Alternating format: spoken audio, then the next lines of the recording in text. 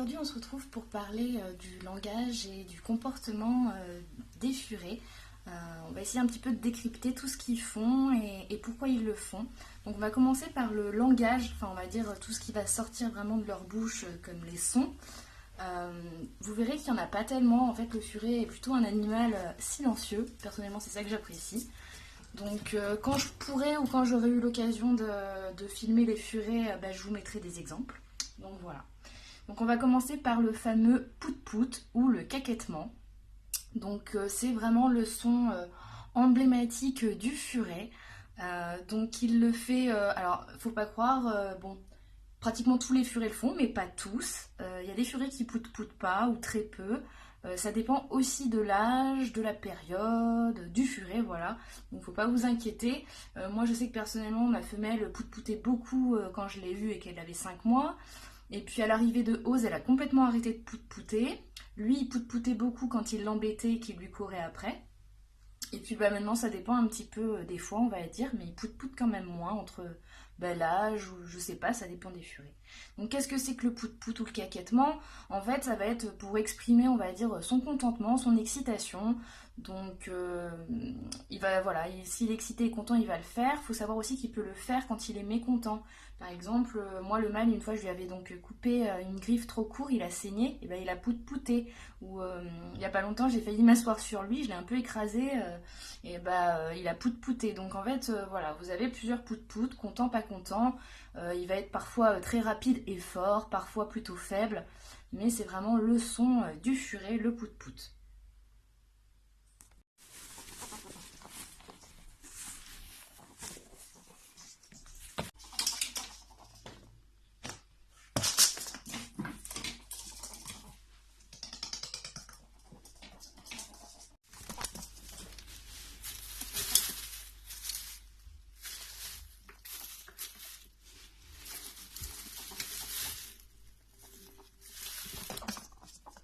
Aussi, le furet feule, crache, comme vous voulez, on peut dire les deux.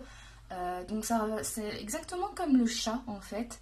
Ce qu'on peut dire sur le feulement du furet, c'est que certains peut-être ne feuleront jamais, ou une ou deux fois dans leur vie. D'autres furets très râleurs feuleront beaucoup. Donc encore une fois, ça dépend vraiment du furet. Euh, ça va être souvent quand même assimilé à soit de la peur. Par exemple, je sais que des fois, quand moi je les promène, si des enfants arrivent en courant ou tout ça, ils se retournent et ils feulent. Donc je pense qu'ils ont un petit peu peur. Ça peut être aussi du mécontentement. Et puis c'est quand même pas mal une base de langage entre les furets. Moi je sais que voilà, les miens, normalement ils feulent jamais, ou très peu comme je vous ai dit, voilà, selon une balade, une peur, mais ils auront tendance à feuler entre eux quand par exemple souvent ils vont se battre pour la nourriture. Donc je vous laisserai regarder ça. Donc voilà, le feulement c'est voilà, comme le chat et ça dépend encore une fois du furet.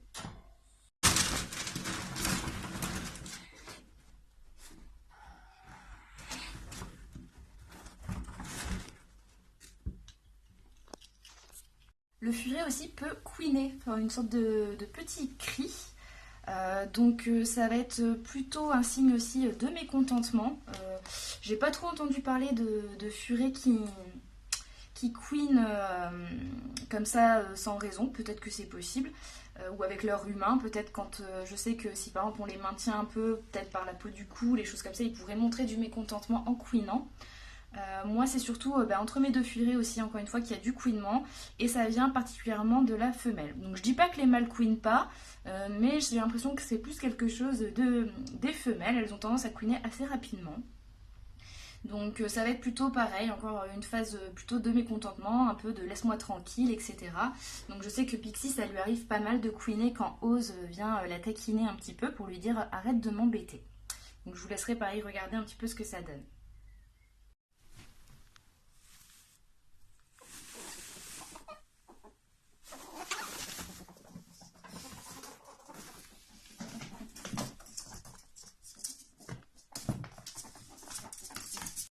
Et il y a aussi le cri du furet. Donc moi personnellement je ne l'ai jamais entendu chez mes furets et j'espère jamais l'entendre. Du coup en fait c'est vraiment un cri très strident, je trouve qui brise le cœur. C'est vraiment On se sent très mal quand on entend ça. Donc c'est des furets qui souffrent extrêmement. Un furet qui crie comme ça, c'est qu'il souffre. Donc ça peut être dû à des maladies. Moi voilà, la seule fois où j'ai vu des furets couiner comme ça, enfin pardon, pas couiner, crier, c'était sur des vidéos d'insulinome. Ou alors je sais qu'apparemment c'est possible, certaines personnes ont essayé absolument de vouloir baigner leur furet. Le furet s'est mis à crier, donc tout simplement en fait ça peut être voilà, soit de la douleur, soit c'est qu'il a peur vraiment de mourir à ce moment-là, donc il crie. C'est vraiment désespérant. Enfin voilà, si vous entendez votre furet crier, faut vite vous rameuter parce qu'il y a quelque chose qui va pas bien du tout. Donc enfin pour finir sur le langage, on pourrait parler de la pleure. Donc apparemment c'est plus quelque chose qui vient des furetons. Personnellement moi j'ai jamais entendu mes furets pleurer, mais c'est possible. Ça pourrait arriver voilà, avec des furetons qui viennent d'arriver chez vous, qui sont un petit peu perdus, qui se sentent un petit peu seuls dans leur cage. Et voilà, en gros qui appellent pour avoir de la compagnie et se sentir moins seul et avoir moins peur. Donc moi personnellement j'ai jamais entendu. Si quelqu'un avait une vidéo ou connaissait une vidéo où on peut entendre un furet qui pleure, moi ça m'intéresse, je l'ai jamais eu. Donc voilà, pour ce qui est du parler furet. Donc tout de suite maintenant on attaque avec les comportements. Et comme je le disais, le furet est un animal plutôt silencieux. Donc verbalement, comme vous avez pu le voir, il n'y a pas non plus énormément de choses. Par contre, il a beaucoup plus de comportements qui nous permettent de savoir selon son corps ce qu'il pense et ce qu'il veut nous dire.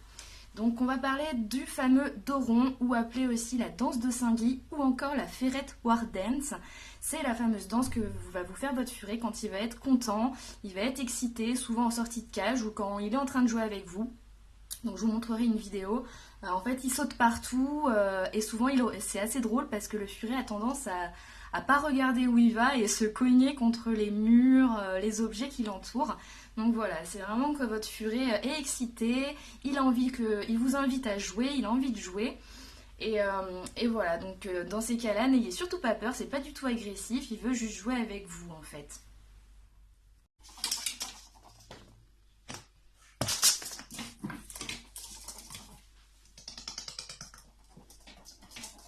Donc s'allonger sur le ventre ou faire la crêpe. Donc ça c'est typiquement les furets.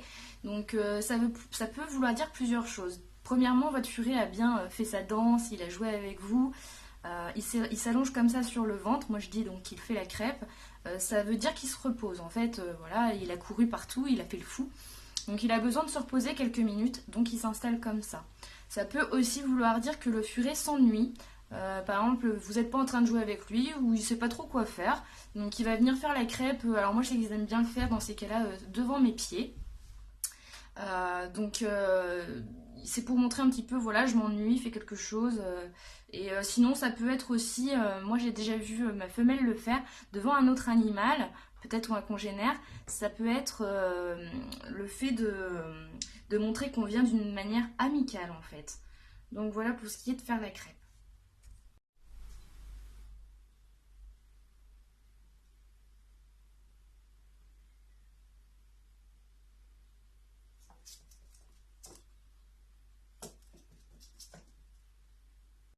Alors, le tremblement. Donc en fait, parfois, vous allez venir voir vos furets.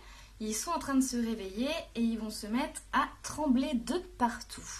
Donc c'est tout simplement que quand votre furet dort, sa température corporelle baisse et au réveil, en fait, il a besoin donc de se réchauffer, donc il va se mettre à trembler. C'est tout à fait normal. Bon, forcément, avec les beaux jours, là, ça n'arrive pas trop. C'est plus quelque chose qui se passe quand il fait froid ou en plein hiver. Mais voilà, il va se réveiller, il va se mettre à trembler pour se réchauffer. C'est pas impossible non plus, donc ça c'est vraiment le plus commun, mais quand il a froid et qu'il se réveille, mais ça peut être aussi quand il a peur. Je sais par exemple moi, les premières fois où Pixie a rencontré Oz, elle tremblait un petit peu, rien que de le sentir sa présence. Donc voilà, si vraiment votre furet n'est pas en train de se réveiller, qu'il avait l'air normal, et puis tout d'un coup il se met à trembler fortement, peut-être qu'il a senti une odeur, il a eu quelque chose qui l'a un petit peu intimidé, et voilà, donc... sachez que c'est souvent le réveil et que c'est tout à fait naturel, mais ça peut être aussi s'il a un petit peu peur. Donc il y a aussi la queue en sapin ou en épi ou la queue hérissée. Donc ça c'est vraiment pareil, quelque chose en général qui a un lien avec l'excitation, mais qui peut aussi avoir un lien avec la peur. Donc ça peut vraiment varier. Par exemple, deux furets qui se rencontrent pourraient faire l'un d'eux ou les deux pourraient avoir la queue en épi ou en sapin. Moi je sais que les miens par exemple, je les vois souvent le faire quand je les sors à l'extérieur. Quand ils connaissent pas le lieu où ils sortent ou qu'ils viennent tout juste de sortir, ils me font une belle queue de sapin. Donc on va dire que c'est peut-être un peu d'être intimidé, mais c'est surtout le fait d'être dans un nouvel endroit, de découvrir l'inconnu en fait. La queue en sapin, ce sera surtout ça. Donc peut-être une légère angoisse, mais c'est surtout le fait de découvrir quelque chose de nouveau.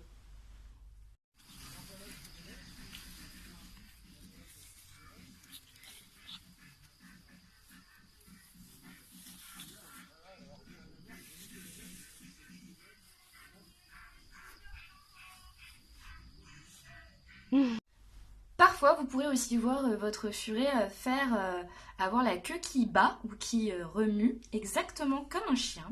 Donc voilà, c'est juste un signe d'excitation et qu'il a envie de jouer. Moi, je sais que le mâle le fait de temps en temps quand il joue dans les tunnels après la femelle et qu'il veut l'attraper. Donc voilà, c'est du jeu, de l'excitation, voilà, exactement comme pourrait le faire un chien. Le déglandage, le fameux pédifuré. Le déglandage, en fait, donc ce sera quelque chose enfin, ça peut être lié à plein de choses. Ça peut être la peur. Si votre furet a eu très peur, il va déglander. Ou au contraire, vous êtes en train de lui faire un câlin, il est en train de s'endormir et il vous déglande dessus. C'est juste qu'il est super relaxé, un peu trop. Ça peut être aussi un pur hasard, il est là en train de jouer tranquillement et puis hop, tout d'un coup il déglande. Donc faut savoir quand même que ça varie vraiment des furets, il y a des furets qui déglandent beaucoup, d'autres qui déglandent très peu. À voir quand même qu'un furet qui déglanderait jamais ou au contraire qui déglanderait beaucoup pourrait peut-être avoir un souci avec ces fameuses glandes anales. Donc peut-être qu'un petit tour chez le vétérinaire pourrait s'imposer. Mais sinon, bien sûr, c'est tout à fait naturel. Encore une fois, c'est vraiment la caractéristique du furet. Car voilà, il déglande. Et c'est vrai que ça pue atrocement, ça colle aux vêtements, on ouvre les fenêtres. On peut être surprise les premières fois, bon, on s'y fait. Mais voilà, le déglandage, ça fait partie du furet. Cacher des objets, cacher sa nourriture. Bon bah ça pareil, hein.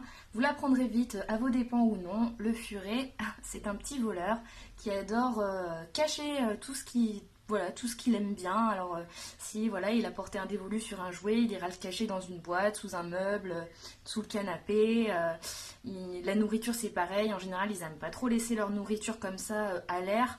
Donc ils aiment bien avoir la possibilité de soit se mettre dans un igloo, dans une boîte. C'est pour ça que des fois aussi vous verrez des furets qui mettent leur nourriture ou leurs jouets dans la litière. C'est souvent que ils n'ont pas trop d'autres endroits pour cacher leurs affaires. Donc c'est typique du furet, c'est comme ça, vous l'empêcherez pas. Après il y a des furets plus ou moins voleurs, plus ou moins cacheurs. Mais ça fait vraiment partie du fufu. Il sera tout le temps en train, vous pourrez vous retrouver des fois avec des tonnes d'objets cachés sous un canapé si vous n'avez pas fait attention. Faudra pas chercher, ce sera lui le responsable. Alors, si vous voyez votre furet qui lève la queue et recule, ça veut dire qu'il se prépare à faire ses besoins. Donc si c'est dans une litière, on l'espère. Si vous le voyez en train de faire ça en dehors de la litière, essayez de vous dépêcher de l'attraper pour vite le positionner dans une litière. C'est ce que fait le furet quand il va faire ses besoins. Donc c'est pour ça que c'est assez reconnaissable. Donc voilà, un furet qui recule et qui va contre un mur, c'est qu'il fait ses besoins.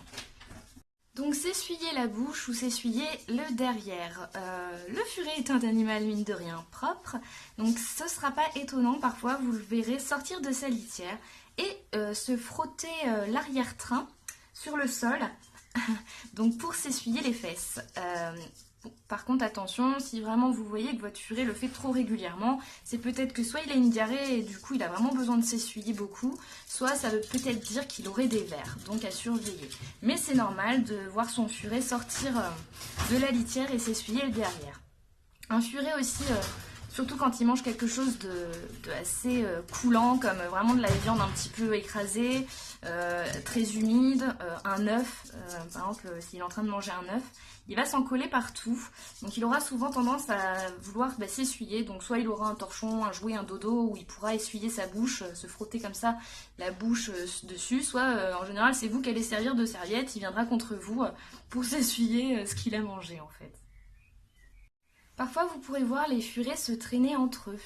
Donc en général, on va dire à la base, c'est la maman furet qui fait ça à ses petits pour justement les éduquer ou leur dire tu fais ça, elle les attrape par le cou. Il faut savoir que une femelle qui ferait une grossesse nerveuse va chercher à souvent attraper ses congénères, même si c'est une autre femelle, même si c'est un mâle qui n'a rien à voir avec elle, etc. Elle l'attrapera par le cou pour l'emmener parce qu'elle pense que c'est son bébé. Le mâle en rut aussi, une fois que le rut a vraiment commencé, si une femelle est là ou même un autre mâle parfois est là, ce qu'il fera c'est qu'il attrapera le furet par le cou aussi pour l'emmener dans un endroit bien tranquille pour vouloir se reproduire avec.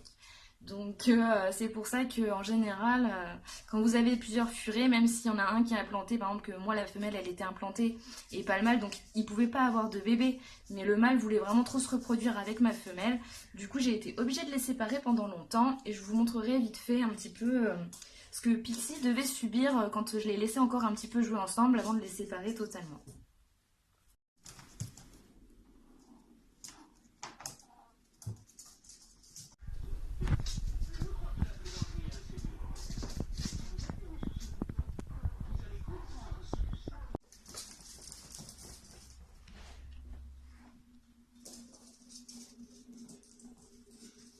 Donc il y a aussi sucer l'oreille de son congénère pour ceux qui auraient plusieurs furets ou qui, par exemple, comme pour ma part, avaient un furet adulte et ont adopté un bébé un petit peu après.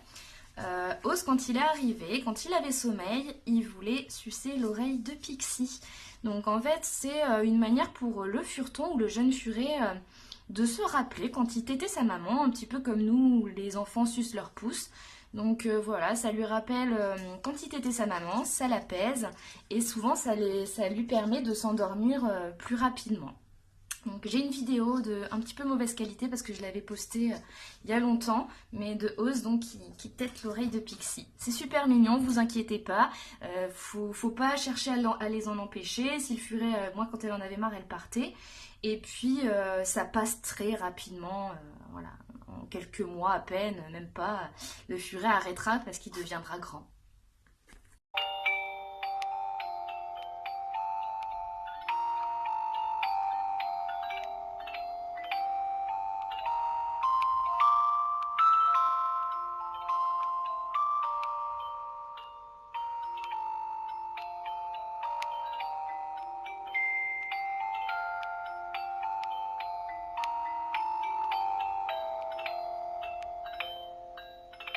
Le furet peut faire des bisous, un petit peu comme un chien ou un chat.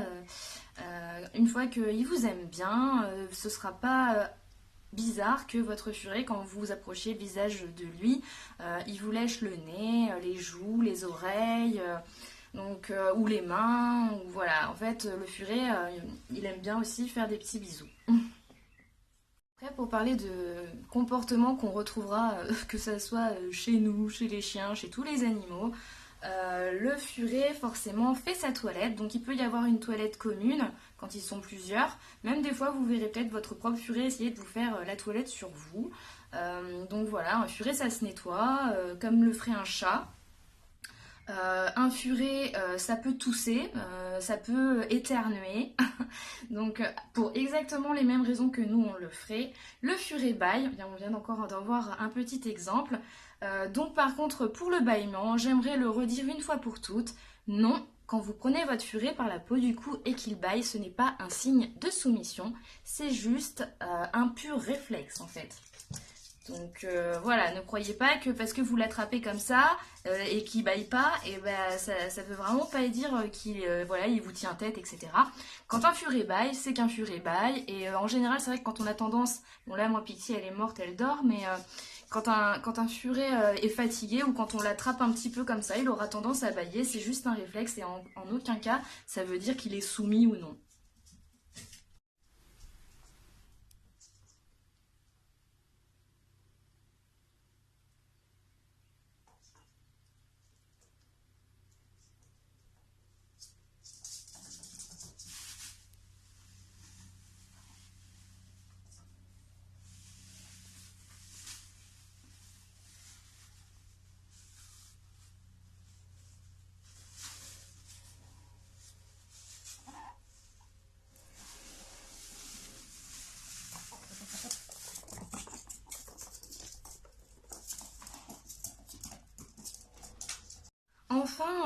le petit dernier comportement que je voulais garder vraiment en fin de vidéo pour toutes les personnes qui prendront un furet mâle ou qui auraient encore un mâle un petit peu jeune. Donc sachez que votre furet mâle, quand il va commencer à rentrer en rut, donc à maturité sexuelle, il aura, parlons crûment, des érections. Donc soyez pas surpris parce que c'est vrai que ça peut un petit peu surprendre.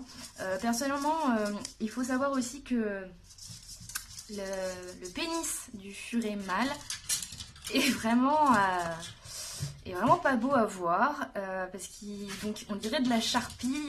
Il a vraiment un os blanc qui dépasse, en fait en forme de crochet. Donc voilà, moi je sais que la première fois que j'ai vu ça, j'ai cru limite que mon furet il avait une maladie ou enfin quelque chose qui allait pas.